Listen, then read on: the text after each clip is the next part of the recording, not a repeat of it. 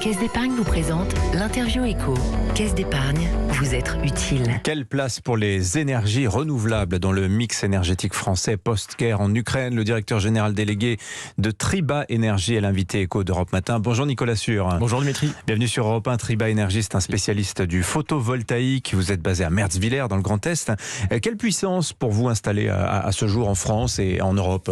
Alors aujourd'hui, nous exploitons environ 60 MW de projets installés en photovoltaïque. Donc on parle vraiment de production d'énergie électrique grâce au soleil. Et on est en pleine croissance actuellement avec depuis 2 ans une structuration de l'entreprise. On a doublé nos effectifs, on a doublé nos capacités et nos volumes de développement. En ce moment, on a plus de 200 MW de projets en cours de développement et on a encore une progression. On espère aller jusqu'à plus de 300 MW à la fin de l'année. Alors Nicolas Sûr, je vous cite Jean-François Carenco, c'est le président de la CRE, la Commission de régulation de l'énergie.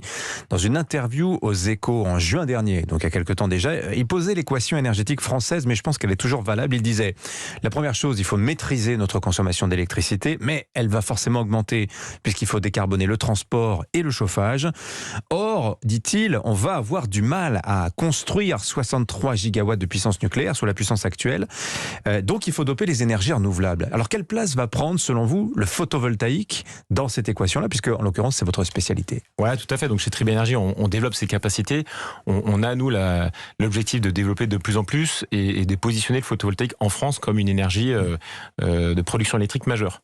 L'idée, c'est vraiment d'aller chercher une capacité de production qui soit vraiment je dirais qualitative et sensible d'un point de vue du mix énergétique. Mais quand on voit aujourd'hui le panel des énergies renouvelables, il y a l'hydrogène, il y a l'hydrolien, il y a le gaz vert, il y a l'éolien aussi, et puis il y a le solaire. Toutes ces énergies renouvelables se valent-elles? Quel avantage le photovoltaïque a-t-il sur les autres? Alors le photovoltaïque, on est aujourd'hui dans une situation assez critique au niveau de l'Europe d'un point de vue de l'approvisionnement et des ressources primaires. On sait qu'aujourd'hui en France, on a la capacité de produire de l'énergie solaire de manière illimitée. On est sur une énergie renouvelable, une énergie naturelle.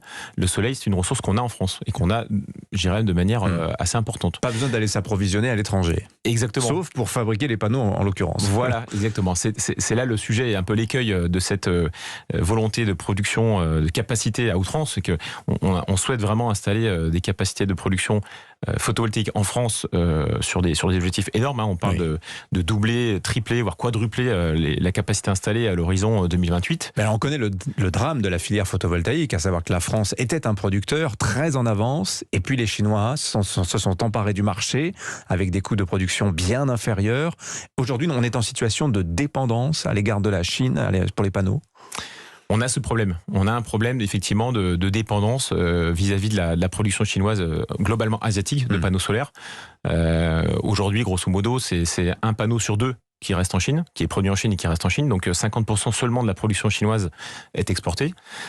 L'autre point qui est important, c'est que, et on l'a vu l'année dernière, c'est que si un pays comme la Chine souhaite garder sa production, ses capacités de production pour elle, puisqu'elle en a besoin pour installer justement massivement des capacités solaires photovoltaïques pour son pays, elle les garde. On l'a vu l'année dernière avec une pénurie d'approvisionnement de panneaux et également une énorme augmentation des prix qu'on voit encore aujourd'hui, sans parler du fret logistique et de tout ce qu'on voit, toutes les difficultés qu'on a aujourd'hui. Alors donc dans ce plan de résilience européen qui a été notamment discuté ce jeudi, vendredi dernier à Versailles, vous pensez qu'il est opportun de rebâtir une filière de construction de panneaux photovoltaïques en Europe? Exactement. Nous, chez Triba Énergie, on a ce souhait et aussi même cette volonté et cet engagement depuis le début. On travaille... Parce que vous êtes installateur de panneaux, mais vous n'êtes pas producteur. Exactement. Exactement. Nous, notre métier, c'est vraiment de développer le projet, de le financer. Et là-dessus, c'est aussi je dirais quelque part, l'avantage de Triba Énergie, c'est qu'on est rattaché à un grand groupe qui est connu pour son activité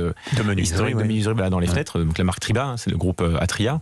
Et notre volonté, depuis le début, c'est justement de travailler avec des panneaux solaires français. Le fait est qu'aujourd'hui, trouver des panneaux solaires français, 100% français, j'entends, de la production du silicium, de la cellule, jusqu'à l'assemblage du panneau solaire, c'est aujourd'hui impossible. Et je dirais même en Europe.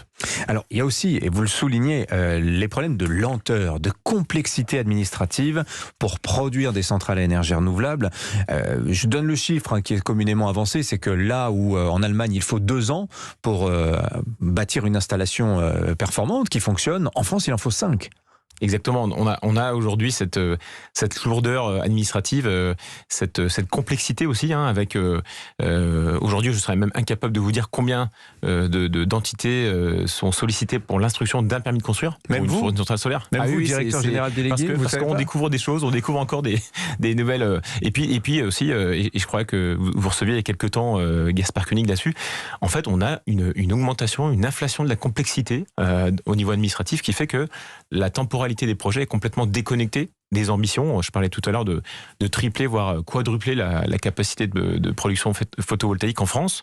Il faudrait mettre ça maintenant en cohérence avec la durée de développement des projets. Alors, il y a aussi pour le solaire le problème de la place. C'est gourmand en espace. Êtes-vous confronté au problème que rencontre la filière éolienne avec ce problème d'acceptabilité très faible aujourd'hui des mâts d'éoliennes? Est-ce que on voit la même chose pour les fermes solaires notamment? Alors quelque part, on a la chance de pouvoir intégrer le système photovoltaïque dans son contexte paysager ou dans son contexte dans un contexte de bâtiment, par exemple. Sur les toitures, on peut, et c'est complètement invisible, équiper ce qu'on appelle cette 5e façade, qui est la toiture. Et donc nous, on équipe justement ce type de bâtiment sur des grands parcs logistiques, sur des grands bâtiments industriels. Donc l'avantage de pouvoir installer ça en toiture. Par contre, sur des terrains, et là c'est là qu'il faut avoir ce regard, je dirais, raisonnable, c'est qu'il faut travailler sur des terrains plutôt de type friche industrielle, friche sur lequel on ne peut plus travailler, on ne peut plus installer d'immobilier logistique ou d'immobilier d'emploi. Nous, c'est vraiment ce qu'on cherche chez Triba Énergie, ce sont des fonciers délaissés, pollués, des choses comme ça. Voilà, 50% du territoire, c'est du foncier agricole. C'est pas donc sur les terres agricoles que vous irez vous installer en priorité. C'est pas notre priorité. C'est pas notre priorité. On pense aujourd'hui qu'il y a encore beaucoup de terrains qui sont disponibles, qui sont des délaissés, qui sont des sols qui sont complètement isolés, qui ne peuvent plus être valorisés par autre chose. Et donc le photovoltaïque, dans ce cas-là, a toute sa place. Merci Nicolas Sûr, le directeur général délégué de Triba Énergie, était l'invité Éco d'Europe Matin. On retiendra votre appel à la bienveillance de l'administration dans vos projets. Merci à vous, 6h50.